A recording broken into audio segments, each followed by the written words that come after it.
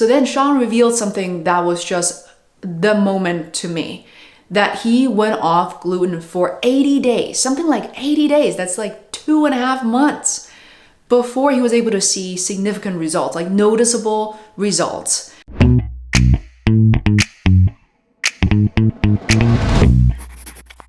Hey guys, this is Fei from Feisworld Media. This is an unusual video because I don't talk about diet or health, well, maybe fitness, but in general, I'm not a nurse or a doctor. I don't mean for this video to be teaching you profound lessons in life, but it's a journey I wish more people shared.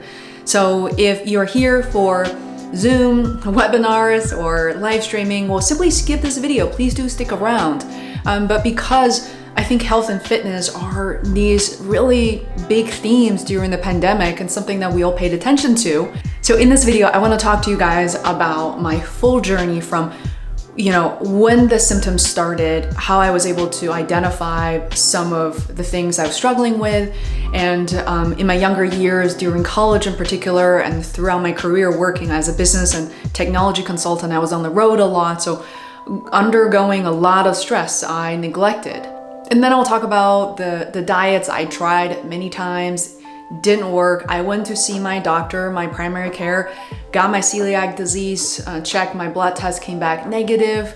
So at one point I was feeling really frustrated because, when you have the gluten sensitivity symptoms, your life is pretty darn miserable. I will be able to talk about all of this with an open mind, and finally to conclude that the most random conversation that really felt like life-saving right before the pandemic. And as a result, I'm very lucky. I know, my mom is here with me, who's been making me homemade delicious meals that are completely gluten-free. And I'm not saying that everybody needs their moms and dads to be servicing them at all, but there are also tricks that she and I discovered along the way that we find really helpful in making the gluten-free journey very possible.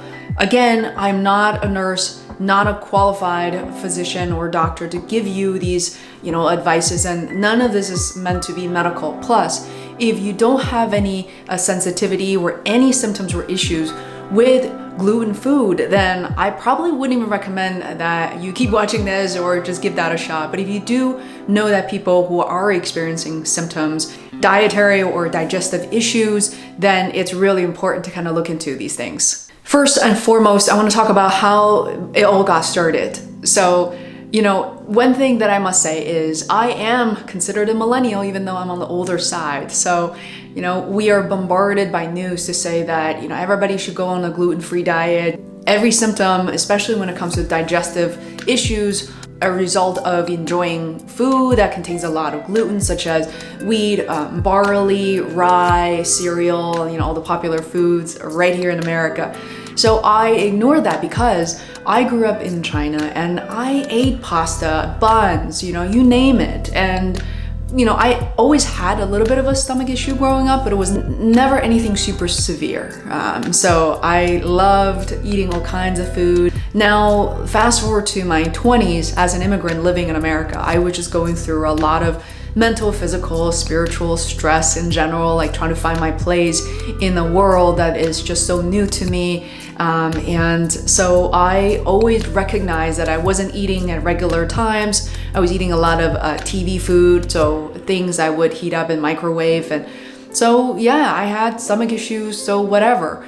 And then I was about 26, I started to notice I started to gain weight, and from 26 and through my mid-30s, I was gaining weight very consistently.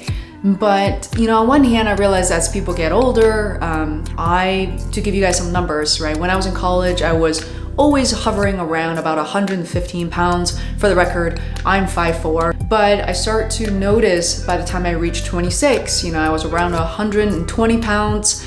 And between 26 to 35, let's say, I definitely saw myself gaining weight from 120 to 125. And at one point it became eyebrow raising, which is 130 pounds. Now, that is pretty big for my frame, even though I do sports and I do weight training and all that. It's just, I noticed that, my body just didn't feel like my own. Moreover, I continue to have digestive issues that worsened over time. So I had a lot of bloating issues. And the worst of it all is this sharp, sharp pain. Everybody's symptoms turn out to be very different, so I'm not trying to be here and generalize that these are necessarily symptoms that you're experiencing. And that's the frustrating part, right? You wish you can go to a dictionary, go to your doctor, and then just say, hey, could you diagnose, could you give me a list? And if I check off, for example, 7 out of 10 things, maybe I do have an issue. But I talked to so many doctors. I even had my celiac blood test came back negative. And the issue is for the time I didn't know. A lot of people who are gluten sensitive will have negative celiac test results because there's only a small percentage of people who actually are celiac positive. So how are you gonna go about testing for gluten sensitivity? The tests themselves, even though if you Google it right now, I'm sure plenty of companies will be very willing to charge you money. But the results from what I have studied are very unreliable. Unfortunately, it takes your patience, your trials and errors to figure out what's actually wrong. So for some of you watching this, it may not even be gluten sensitivity. But here's the pivotal moment. So right before the pandemic, I think it's around January, February, I had lunch with my friend Sean. He's a really big guy, a basketball player, and he bluntly told me that he lost over 100 pounds. Now, it's unimaginable for myself to lose that much weight, but for him to look at a guy who's young and fit and to think that 100 pounds, really? What did you do? And he said he was trying to be healthy. He's a husband, he's young children, he's trying to eat healthy all the time. So we're talking about multi-grain, wheat bread and all of that, and he just kept gaining weight. And I thought, wow, okay, that's interesting, but tell me more. So then Sean revealed something that was just the moment to me, that he went off gluten for 80 days, something like 80 days. That's like 2.5 months before he was able to see significant results, noticeable results. Even though he was feeling better after going off gluten for a few weeks, but the symptoms were not eliminated, were going away completely until 80 days later. So for me, that was a data point, because I realized for all these years between the age of 25 to 35, I tried so many diets, you name it, Whole30, keto, and I wasn't doing the diets just to, lose weight or look better. I wanted to find out what was wrong with me. And so finally, that data point of 80 days gave me new light and hope that perhaps I wasn't going off on a certain ingredients or diets just long enough. So I asked myself, what if I'm gluten sensitive? And that was really weird in early 2020, knowing that I'm Chinese. I have all these preconceptions that they cannot possibly be me. So I came home. My mom at the time had surgery, so we really wanted to focus on her. But as soon as she recovered from her surgery, starting in April 2020, she and I decided that we're gonna give gluten-free a try, mostly on me. And we learned so much along the way. In fact, I have an Instagram channel called Mama Chinese Food, and I'm gonna include a link below. The channel wasn't started to exclusively talk about gluten sensitivity and be health conscious. It's just about all the homemade food that is authentically Chinese, and a lot of it just happens to be gluten-free. And starting in April, right around the beginning of April, I went on a gluten-free diet. And I went through this flow of feeling a little bit better and sometimes a little bit worse. And 2 weeks in, I started to notice that, okay, I'm feeling better, but the bloatiness and all the extra weight is still kind of hanging on really tightly, right? I would weigh myself, I would be, 130, 131, 132, and another 2 weeks went by. That's when I realized, one day I sat down and all of a sudden I did not feel 4 months pregnant. That I could sit down and my jeans, my pants were not cutting into me.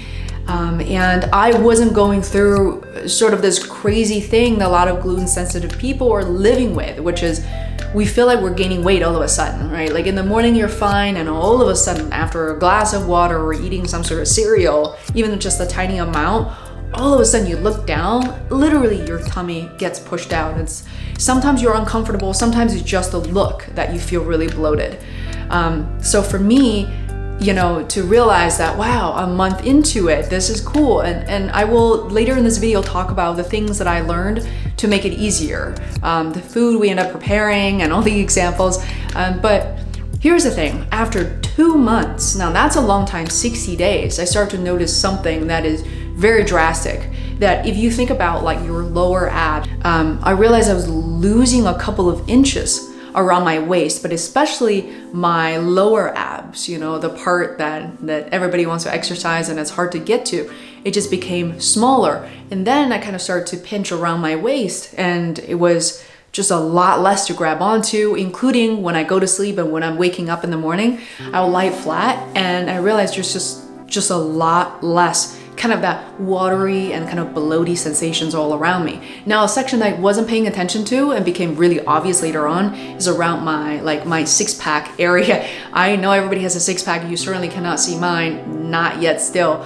But that whole part around my waist and above my waist, my upper abs are also getting really much tighter. Now, let me just note that I wasn't, because of the pandemic, I'm walking a lot, but you know, even before the pandemic, I was exercising on a regular basis, like more hardcore, more HIIT, more Zumba. But since the pandemic, it's just slow walking. So I'm not, you know, just regular exercise for me.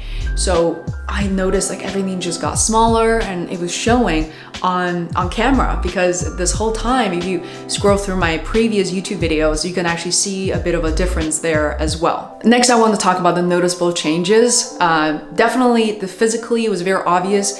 And also just my arms, you know, I feel like inflammation was the issue I had, that my body didn't really feel like my own. Now, I had a lot of feels like chronic pain in my neck, down my back, you know, upper, lower back, and at times, you know, even felt like I had sciatica. I would be sitting for a while, but all this sounds really normal for people like us with office jobs. So I had them for years, so it was really easy to neglect them, to say that's normal, I'm getting older, I'm in front of the computer all the time. But all of a sudden, those pain just went away, that I rarely experience them now. Before the pandemic, I needed a massage every week or every other week, whatever I could afford, just because people can kind of work on the knots and just like loosen me up. And that went away.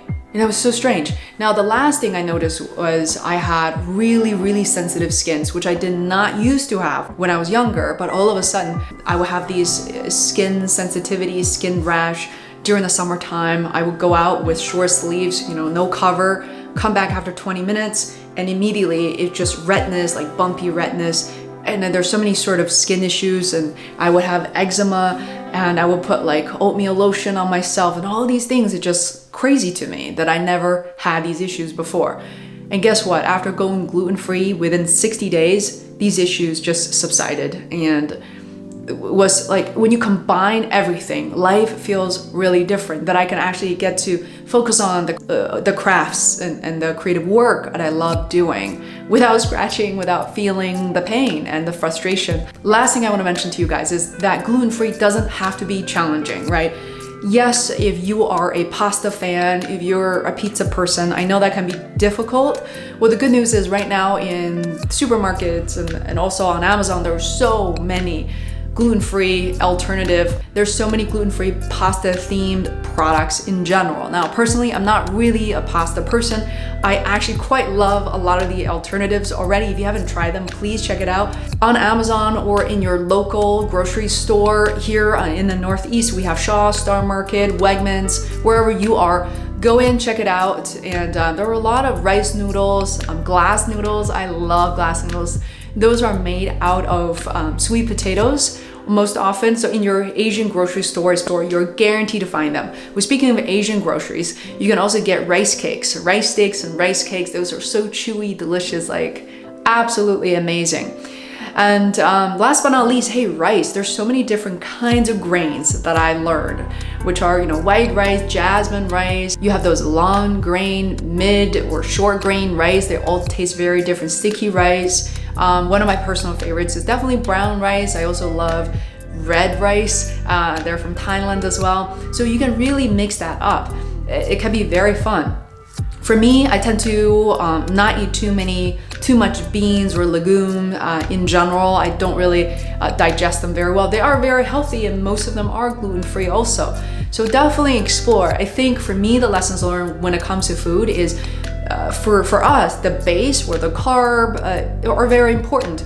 If you want to, eat gluten-free by switching from pasta and pizza to like a more Asian diet, you can do that with rice, with sweet potato glass noodles and things like that. It actually is very easy.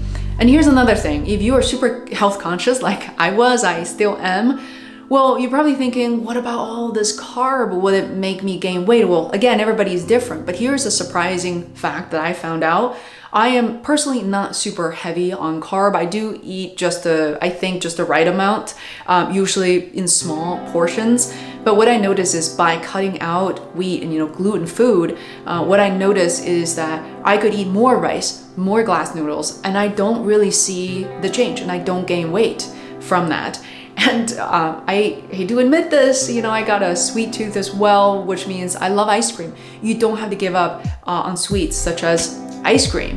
You can also find alternative cookies and crackers if you would like. In fact, Trader Joe's has so many options that are based on corn, veggie chips, and those are absolutely delicious. And you don't have to give them up. So alternatives are there. In fact, once you develop a habit to eat gluten-free food, you will notice that there are so many different options, and you can be more creative in the kitchen and see how you like it. So thank you so much for watching this. Again, this is Fei Wu from Feisworld Media. I never thought I would do a video like this, but I really want to share my journey with you guys and just the timeline that it really took for me to see the new light. So if you've tried gluten-free for 2 weeks or even a month, didn't really see the positive results, but you're sort of figuring out that this may be the thing for you, then stick around, give it another shot, and life will be very different, hopefully, for you and for me. Thank you so much for watching. So much love for this community.